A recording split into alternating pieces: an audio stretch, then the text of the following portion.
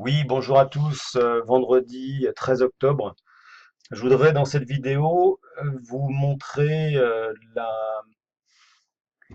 la confirmation qu'il ne faut strictement jamais suivre une recommandation, un conseil de- d'entrée en position, même si elle provient d'un excellent trader.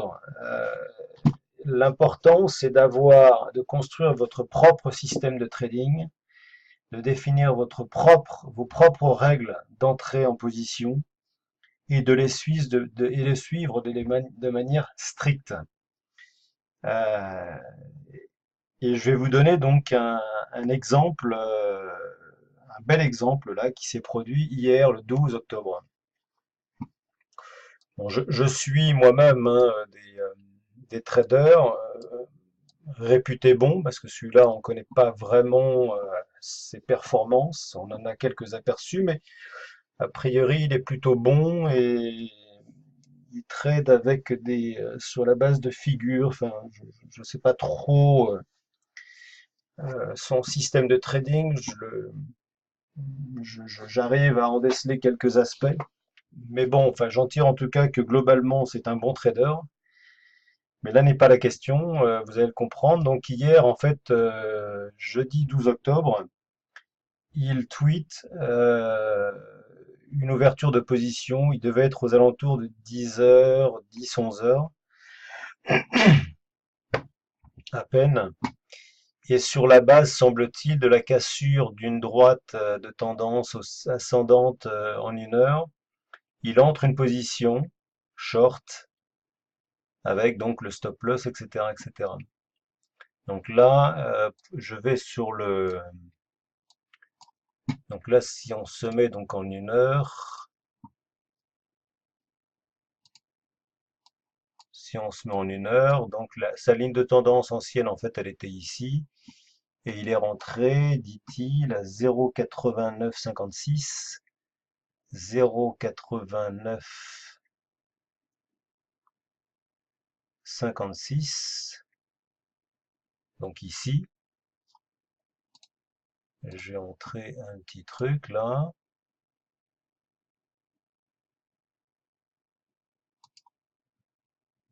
Donc on va le mettre ça en vert. On va mettre ça. Bon, juste un petit peu au-dessus, hein. Donc ici. Voilà. Et il a mis son stop loss à 0,8995.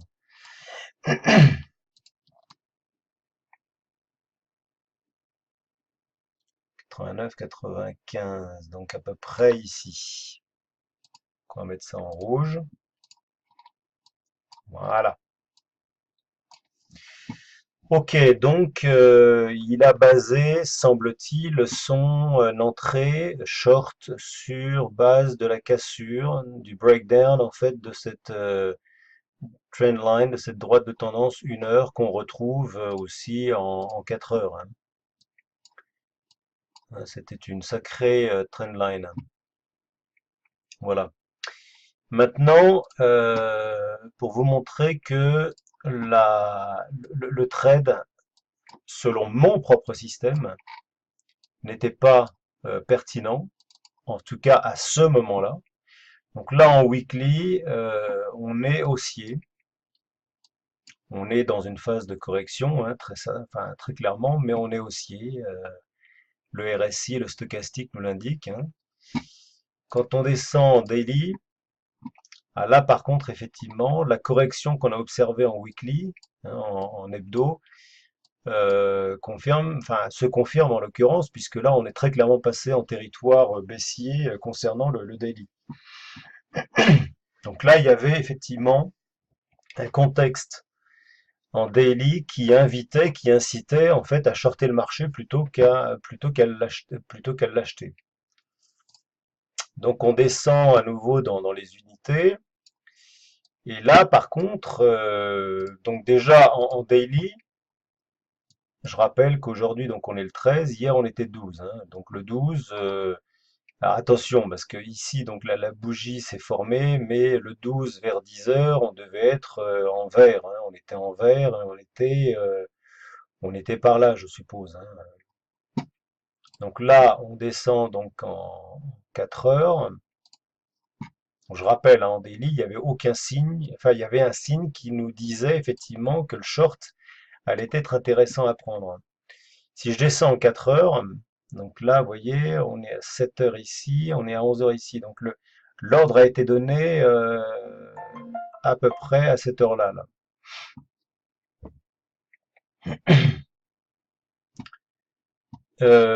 Ouais, ouais, effectivement, hein, là aussi, bon, les indicateurs nous donnaient effectivement des signes que le marché pouvait être shorté. Et on avait effectivement ici une pin bar euh, qui donnait, dans un contexte qui demandait, qui incitait en fait à shorter, un beau signe de short. Et c'est là tout l'intérêt de comment dirais-je, du scalping, de l'intervention à très court terme. Parce que sur cette base-là, on aurait pu effectivement entrer un short, on aurait pu rentrer sur un léger retracement ici et faire un bel objectif. Alors bon, chacun sa définition de ses objectifs, mais en l'occurrence, moi j'aurais atteint effectivement j'aurais atteint un premier objectif, un take profit ici à FIB 127 et un deuxième à FIB 161. Je vais l'enlever. Donc là, ça aurait été déjà une belle opportunité. On aurait pu laisser effectivement un reliquat de position, mais on se serait fait avoir. Donc on aurait constaté effectivement la cassure de la trendline, mais le reliquat de position en fait aurait été stoppé. Et on aurait fait un beau profit sur le TP1, le TP2. Ensuite, alors là, ce qui est intéressant, déjà en 4 heures, juste après avoir cassé donc la trendline, hein, qui a incité à prendre une position, hein, on le voit ici au trait vert. Déjà, on observe une figure en fait euh, d'avalement haussier très puissant, puisque ça s'appelle la outside bar, hein, qui clôture au-dessus en fait comment dirais-je,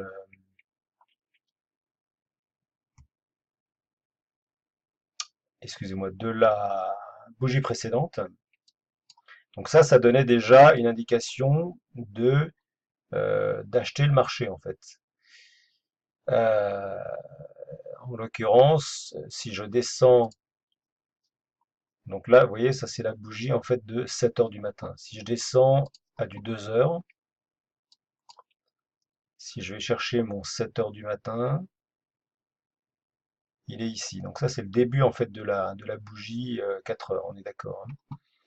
Donc là, hein, on oublie, on avait déjà ici pris une position short et on a été stoppé sur le reliquat de position. Donc là, l'histoire redémarre de zéro, ici, à 7 heures. Et donc là, on a une bougie d'hésitation et on a une bougie effectivement impulsive. Et je rappelle que sur la base du 4 heures, on serait rentré long euh, avec un stop à peu près ici.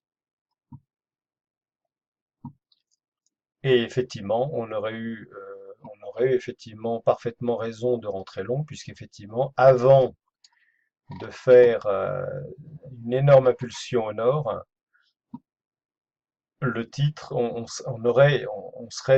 aurait déjà été en position, malgré la cassure, je rappelle, de cette tendance ascendante, la cassure à la baisse de cette droite de tendance, droite de tendance ascendante. Je rappelle que le trade, alors là, bon, je vais y revenir là-dessus, mais là, on a un bel exemple. Donc, je rappelle que le conseil d'origine, hein, avait été pris, donc, achat ici, achat short ici et stop loss. Et bien, donc, le trader qui est, là encore, hein, excellent, de manière générale, aurait lui été stoppé.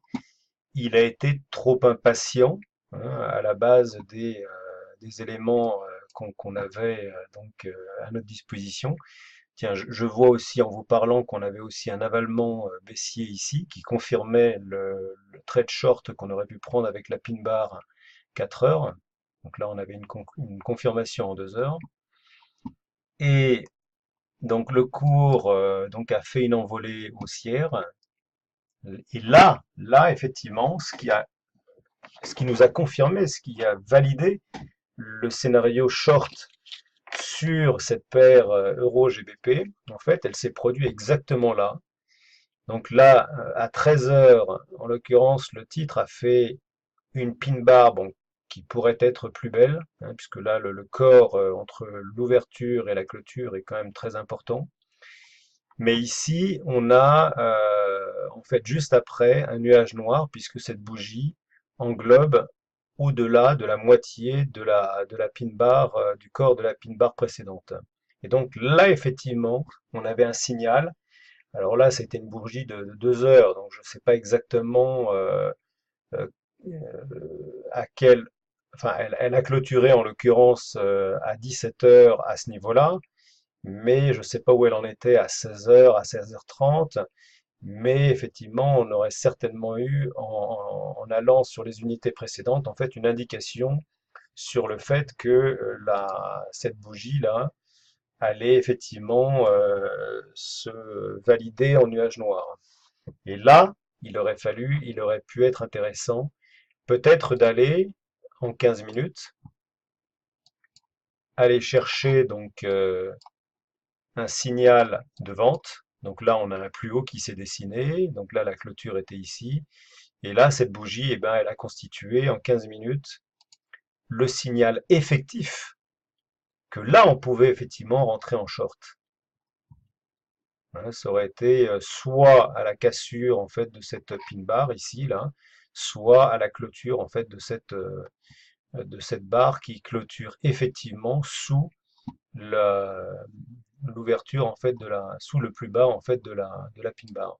Ça n'aurait pas fait grande différence, hein. On est là ici, ça se joue à 6 pips, hein.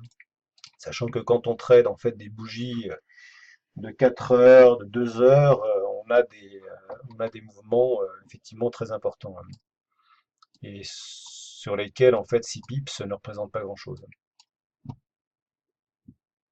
Voilà, donc voilà, voilà.